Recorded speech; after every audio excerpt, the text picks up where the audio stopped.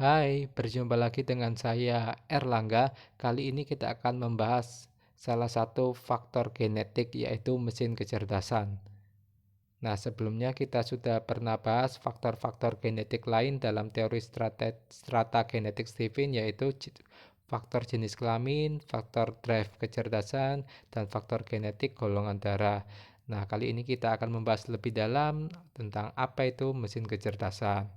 Nah, sebelumnya kalian pernah berpikir nggak, misalkan kalau kalian itu laki-laki dan kalian punya saudara laki-laki juga, mengapa kalian dan saudara laki-laki kalian itu memiliki kepribadian atau psikologis yang berbeda, padahal kalian satu jenis kelamin, yaitu sama laki-lakinya? Nah, jawabnya karena seperti yang kita sudah pahami, bahwasanya banyak faktor yang berpengaruh dalam membentuk kepribadian atau psikologis seseorang. Tidak hanya faktor jenis kelamin, tidak hanya faktor genetik jenis kelamin. Masih banyak faktor lain, salah satunya yaitu faktor genetik mesin kecerdasan. Nah, peran mesin kecerdasan ini berperan dalam diri kita dalam membentuk cara berpikir, cara mempertimbangkan, atau cara mengambil suatu keputusan. Seperti itu. Jadi misalkan kalau kalian sudah pernah tes TV dan hasil kalian misalkan sensing introvert, kemudian ada juga teman kalian tes TV juga dan hasilnya sensing extrovert. Itu sudah ada perbedaan antara introvert dan extrovert. Kamu sensing introvert dan teman kamu sensing extrovert, tapi sama-sama sensingnya, sehingga cara pertimbangan, cara mengambil keputusan, cara berpikir itu sama-sama sensingnya. Kamu dan teman kamu cara berpikir dan mempertimbangkan itu sama-sama sensingnya, yakni menggunakan panca indera. Tapi karena berbeda drive kecerdasan, maka kepribadian kalian sudah berbeda, tapi tetap cara berpikir dan pertimbangannya sama. Nah, itu dia. eh,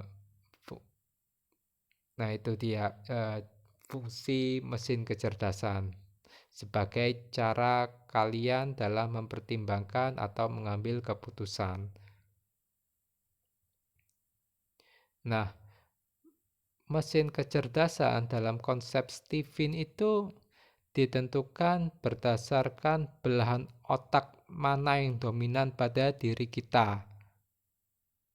Nah, menurut konsep Stephen, satu belahan otak, maaf, menurut konsep Stephen, satu otak manusia utuh itu terbagi menjadi 5 belahan, dan masing-masing belahan itu menunjukkan mesin kecerdasan tersendiri. Jadi, menurut konsep Stephen, belahan otak yang dominan itu ada belahan otak yang apa? Apakah yang belahan otak yang lebih besar, ataukah belahan otak yang lebih aktif, atau bagaimana? Nah, menurut Stephen, belahan otak dominan adalah belahan otak yang memiliki simpul saraf yang paling aktif dan dominan. Jadi, memiliki simpul saraf yang paling aktif bukan bukan berdasarkan jumlah sel saraf yang paling banyak. Bisa dipahami ya.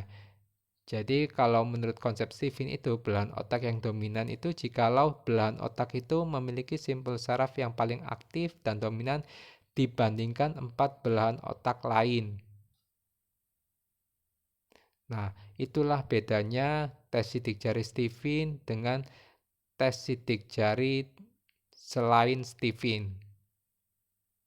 Kalau tes sidik jari selain Stephen itu berdasarkan jumlah sel saraf dalam jumlah sel saraf yang terbanyak, belahan dengan jumlah sel saraf yang terbanyak. Seperti itu. Nah, tadi balik ke otak. Jadi menurut Stephen itu satu otak utuh manusia itu terbagi menjadi 5 belahan. Masing-masing belahan otak menunjukkan mesin kecerdasan tersendiri.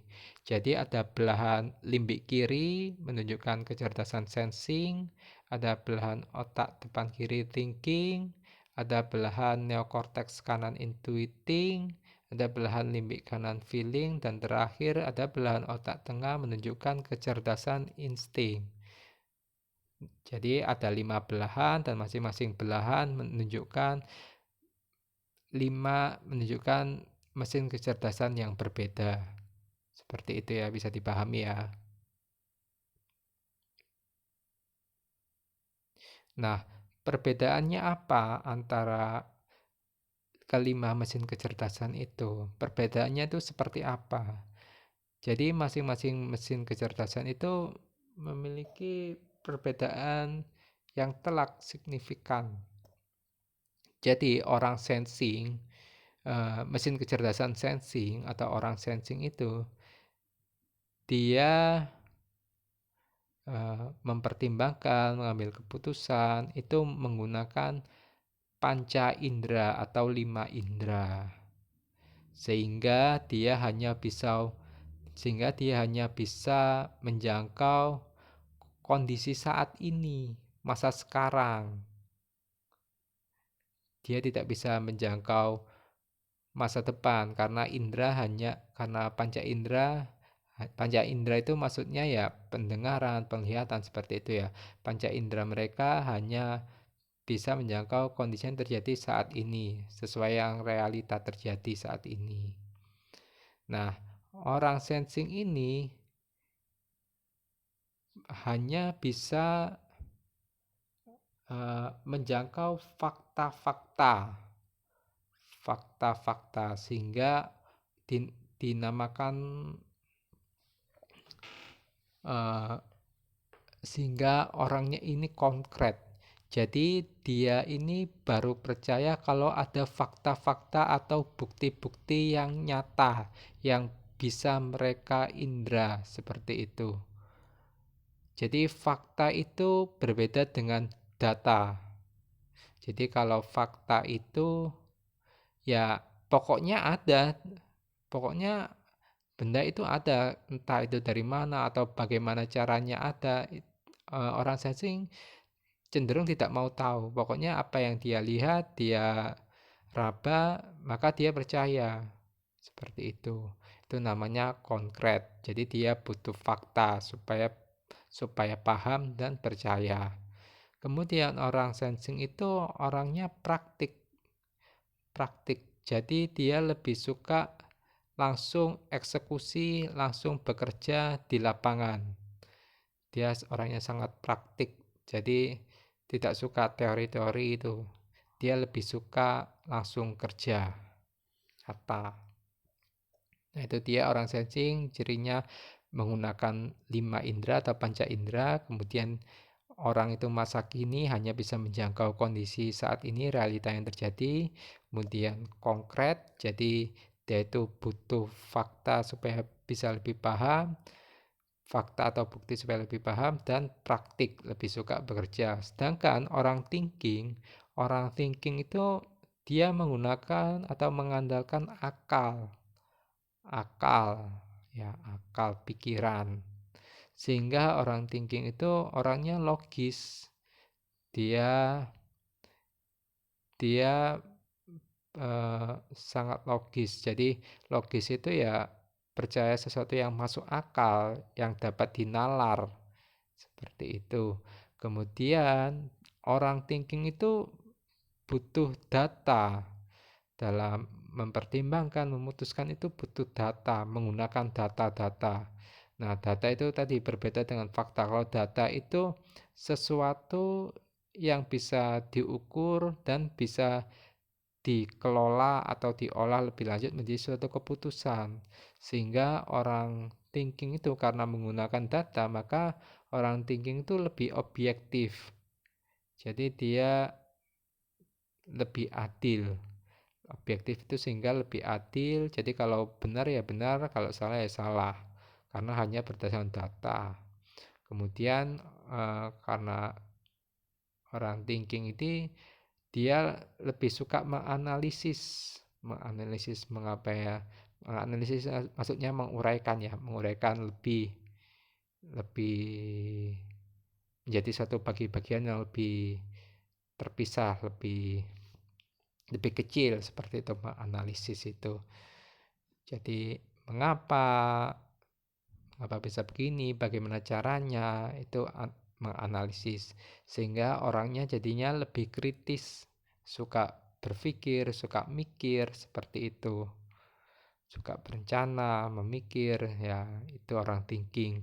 Kemudian orang intuiting. Nah, orang intuiting ini menggunakan atau mengandalkan indera keenam.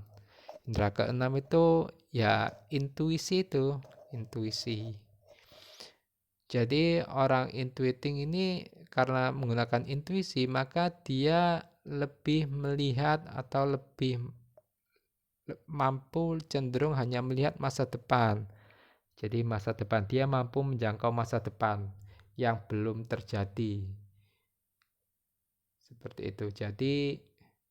Jadi pertimbangannya, pengambilan keputusannya itu lebih cenderung melihat dampak jangka panjang ke depan. Nah, kemudian orang intuiting ini dia ini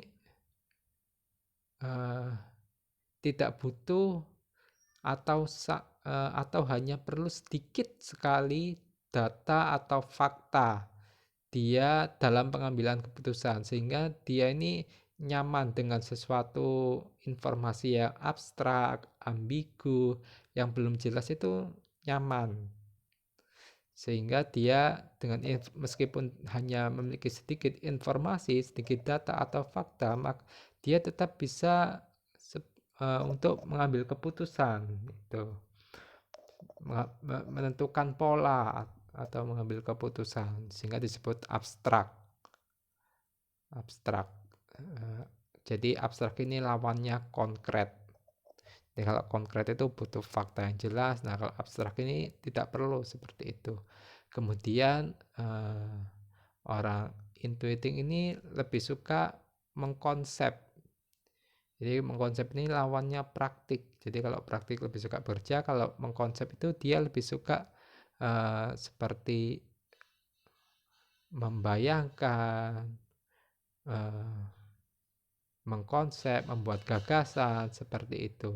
Lebih suka ya itulah, mengkonsep, membuat gagasan, membayangkan seperti itu. Nah, jadi intuiting dan sensing ini adalah mesin kecerdasan yang berlawanan, yang berbeda dan berlawanan satu sama lain, yang berkebalikan, istilahnya seperti itu. Orang sensing disebut orang masa kini, dan orang intuiting disebut juga orang masa depan. Orang sensing disebut orang bumi, kemudian orang intuiting disebut juga orang langit. Kemudian mesin kecerdasan yang lain adalah, yang keempat adalah feeling. Nah, kalau feeling ini kebalikannya dari mesin kecerdasan thinking. Jadi orang feeling itu dalam mempertimbangkan atau memutuskan sesuatu itu menggunakan hatinya, hati atau perasaan, sehingga orangnya itu sangat emosional.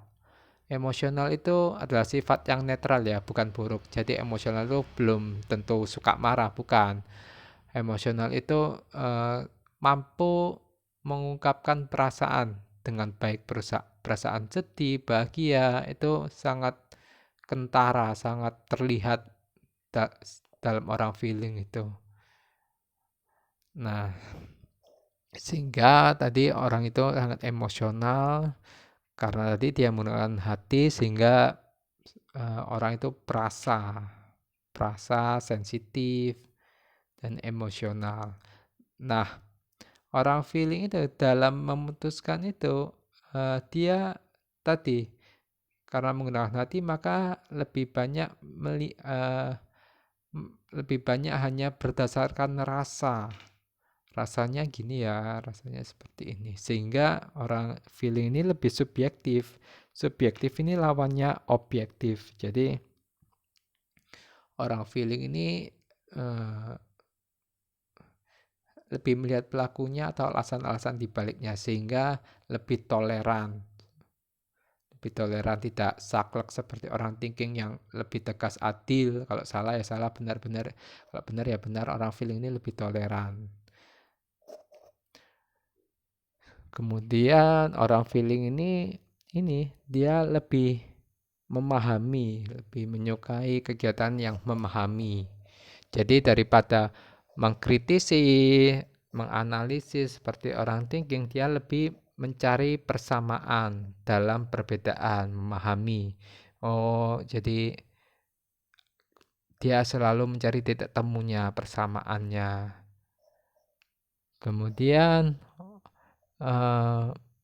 orang terakhir mesin kecerdasan insting. Nah, insting ini berbeda dengan mesin kecerdasan yang lain ini. Unik ini insting. Jadi orang insting itu menggunakan indera ketujuh. Indera ketujuh itu ya insting itu, atau kalau bahasa Indonesianya naluri atau firasat.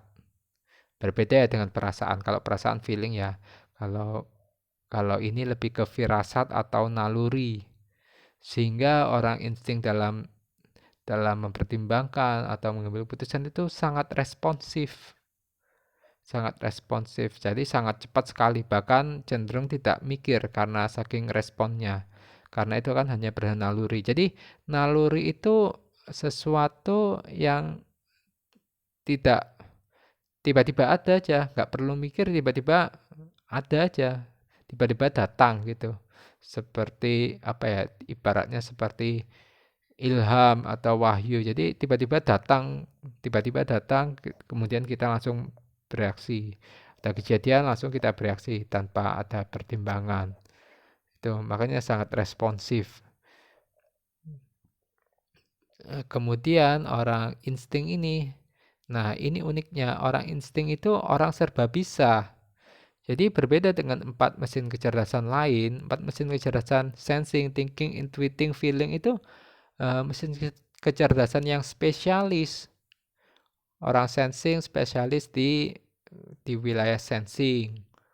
Thinking spesialis thinking, lebih suka mikir. Intuiting yang kreatif. Feeling yang pandai memahami perasaan. Nah,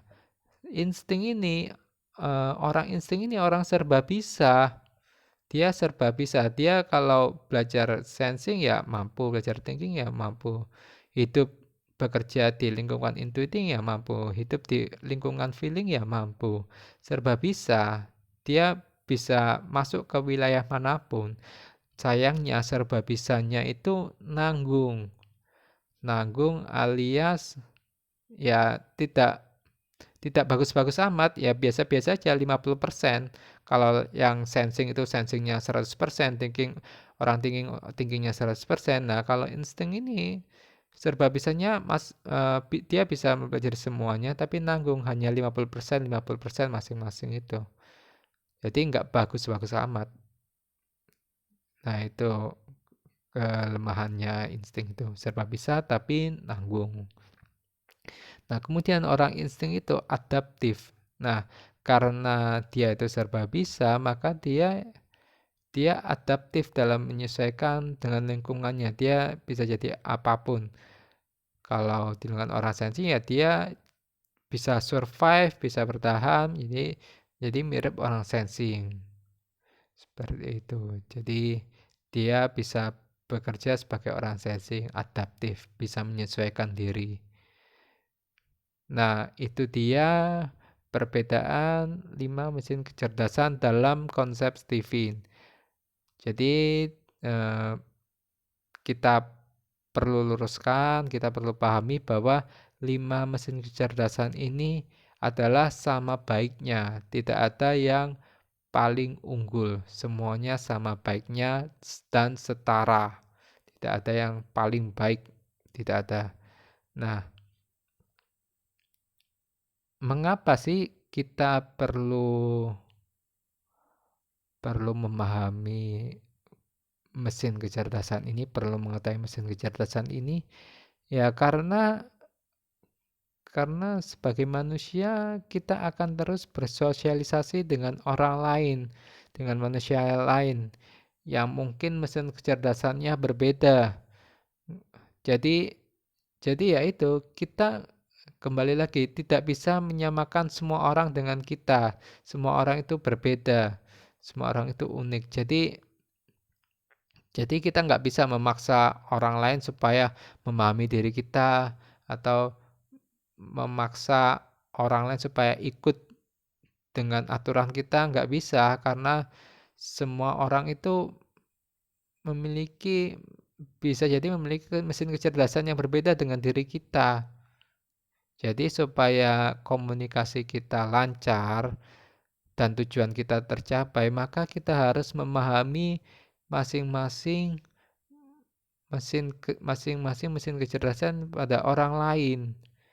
Jadi alih-alih menuntut orang lain untuk memahami diri kita, maka kitalah yang harusnya memahami orang lain. Dengan memahami cara berpikir orang lain, maka kita bisa mempengaruhi orang lain sehingga tujuan kita pun tercapai. Nah, itu dia manfaatnya. Bermanfaat banget kan? Nah, barangkali jika ada pertanyaan silahkan isi di komentar. Jika ada usulan silahkan tulis di komentar. Mungkin itu saja yang kita bahas kali ini. Kurang lebihnya saya mohon maaf. Jangan lupa subscribe channel saya Erlangga Lazuardi supaya saya bisa terus memberikan materi-materi yang lebih menarik dan bermanfaat lagi. Bye-bye.